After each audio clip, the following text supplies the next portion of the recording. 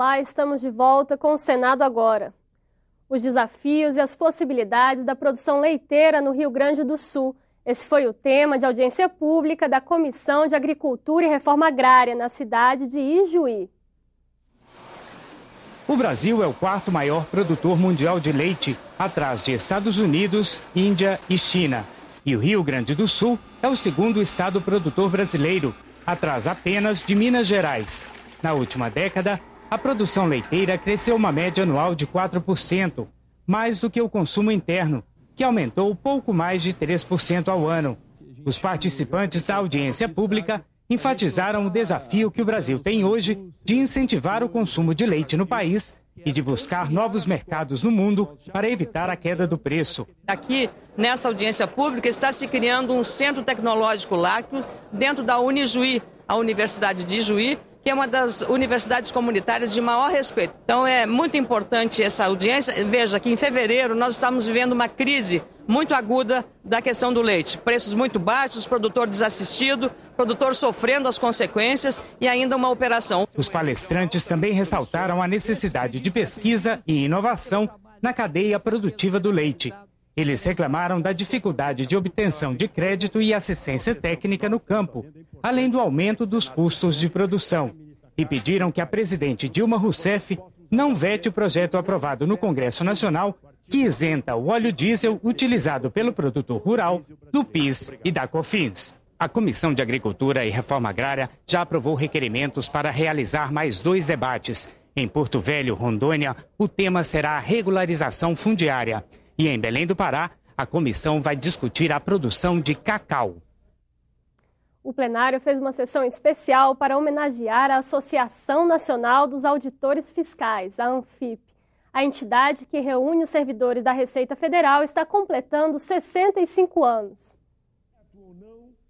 A iniciativa foi do senador Paulo Paim. Ele destacou um estudo da ANFIP que indica um superávit de 54 bilhões de reais na Previdência Social.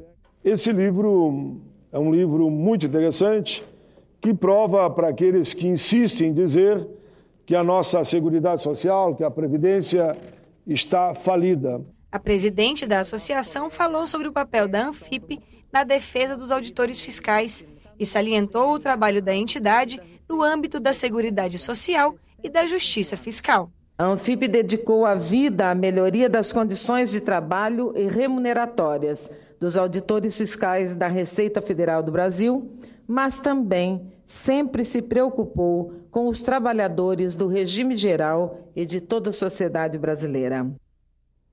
Sexta-feira é dia de resumo da semana. Nas comissões, decisões e debates sobre a reforma política, o assassinato de jovens, a internet de banda larga, a saúde e muito mais. No plenário, a medida provisória que estende as atuais regras de reajuste do salário mínimo e de quebra das aposentadorias e pensões.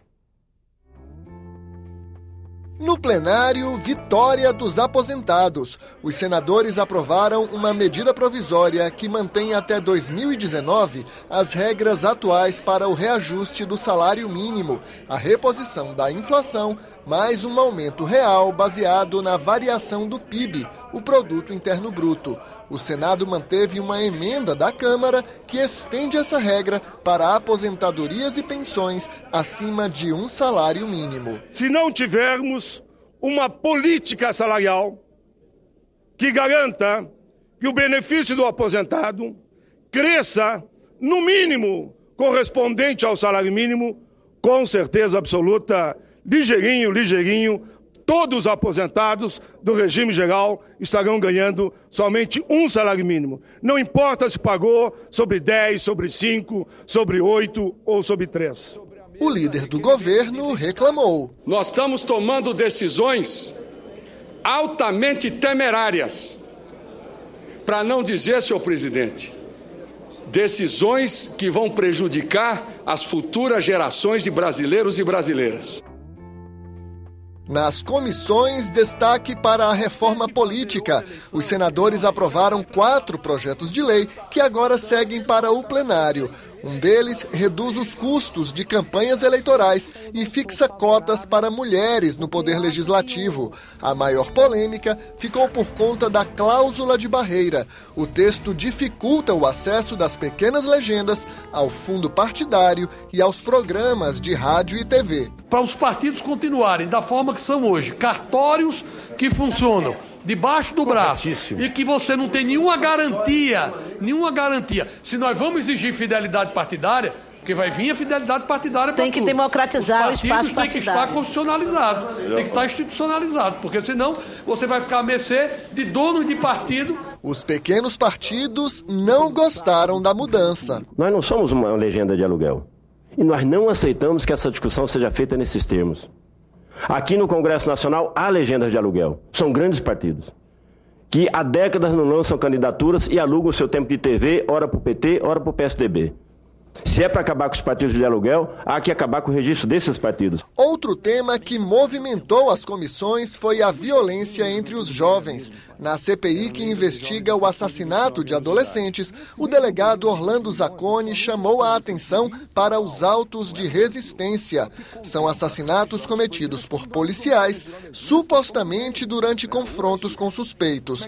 Ele descobriu que 99% dos casos foram arquivados sem investigação e que em 21% as vítimas tinham menos de 18 anos. Nós podemos já ter indícios de que essa violência do Estado, a partir das agências policiais, tem como alvo a juventude. Tecnologia. A Comissão de Ciência realizou uma audiência pública para debater a universalização da banda larga. A internet de alta velocidade cresce 3 vezes mais rápido no Brasil do que no resto do mundo. Se a gente fizer um investimento em potencializar a chegada de fibra ótica nos municípios, nos domicílios brasileiros, aí é uma coisa que vai perenizar. Se a gente aplicar em fibra hoje, daqui a 20 anos, quando a gente olhar para trás, a gente já tem ainda uma estrutura de altíssima capacidade capaz de atender às necessidades do país. Saneamento. O país precisa investir 17 bilhões de reais ao ano até 2033 para garantir água limpa e coleta de esgoto a toda a população. Mas em 2014, o investimento não passou dos 9 bilhões. Para discutir o assunto, a Comissão de Infraestrutura recebeu o governador de São Paulo. Com mais investimentos, interligação, engenharia e participação da população com o uso racional da água, nós não teremos em São Paulo rodízio e vamos caminhar agora para ter normalidade. Saúde. A Comissão de Assuntos Sociais discutiu a Política Nacional de Doenças Raras. São aquelas que afetam até 65 pessoas por grupo de 100 mil habitantes. A relatora quer que o Sistema Único de Saúde forneça aos pacientes os chamados medicamentos órfãos. Eles possam acessar via a importação, independente da autorização da autoridade sanitária. Porque o que é medicamento órfão? Ele só serve para uma determinada doença, para um determinado grupo pequeno de pessoas. Esse remédio não está à venda nas farmácias, não é um produto de consumo geral. E foi assim a semana no Senado. Os demais colegas, senadores e senadoras. Número regimental. Declaro aberta a sessão. E na semana que vem, o plenário terá sessões deliberativas todos os dias. A primeira matéria é a MP 671, que renegocia as dívidas dos clubes de futebol com a União. Em troca, cobra mais transparência na gestão dos times. Já na segunda-feira, às 15h, o presidente do Senado recebe os dirigentes dos clubes que não estão de acordo com todo o texto. Logo depois, o projeto já pode ser votado. Mas o líder do governo reconhece que ainda não há consenso. Semana que vem é que nós vamos discutir essa medida provisória 671, que no meu ponto de vista é uma medida provisória meritória, né? Então nós vamos discutir com tranquilidade, até porque eu acho que os sinais que estão vindo do futebol mundial exigem, né, uma ação forte do parlamento por tudo isso que a gente está acompanhando e está acontecendo. A MP do futebol tranca a pauta. Só depois de votar a medida provisória é que os senadores podem analisar outras matérias, como o projeto da reforma política e do Pacto Federativo, que dizem respeito a interesses dos estados e dos municípios. Uma das estreias da TV Senado neste fim de semana diz respeito justamente a uma questão que envolve o dia a dia nas cidades. O programa Municípios Brasil mostra os obstáculos que muitas localidades enfrentam para implantar o Plano Nacional de Educação. Infraestrutura precária dentro e fora de sala. A biblioteca tem que ter uma sala disponível, coisa que nós não temos. Um refeitório muito bonito e tal, seria o correto, né? Mas como a gente não tem, tem que se adequar ao que a gente tem, né? Que é a sala de aula. Crianças longe da escola. Eu estava indo para a minha escola que eu estava, estava fechado, todo mundo estava esperando, aí minha mãe desistiu e me levou para casa. Aí, quando eu estava com 5 anos, eu vim para cá. Com tantos problemas nas escolas brasileiras, como garantir que os planos municipais de educação saiam do papel e que o ensino de qualidade deixe de ser apenas uma meta distante? A maioria dos municípios, não só sobre o programa de educação, estão receosos de não poder cumprir metas que são estipuladas e cada dia tem mais. Mas não é só a educação que tem tirado o sono dos prefeitos. A falta de recursos afeta a rotina de muitas cidades brasileiras. Você tem um aumento enorme das obrigações dos municípios e cada vez menos receita indo para os municípios. Não se aguenta mais ser prefeito de encargos. A solução? Para os prefeitos, repensar a atual distribuição dos recursos. Desde a Constituição de 88, os municípios aumentaram em mais de 5 pontos percentuais a sua participação no bolo das despesas do país entre os entes federados e as suas receitas aumentaram apenas menos de 2 pontos percentuais. Se não houver clareza sobre o futuro de repactuação, o chamado Pacto Federativo, seja nas responsabilidades e na origem e destinação das receitas, nós vamos ter um sistema que vai entrar em colapso. A 15ª edição do programa destaca ainda a falta de investimento nos municípios, que esperam receber mais de 35 bilhões de reais da União, só de restos a pagar.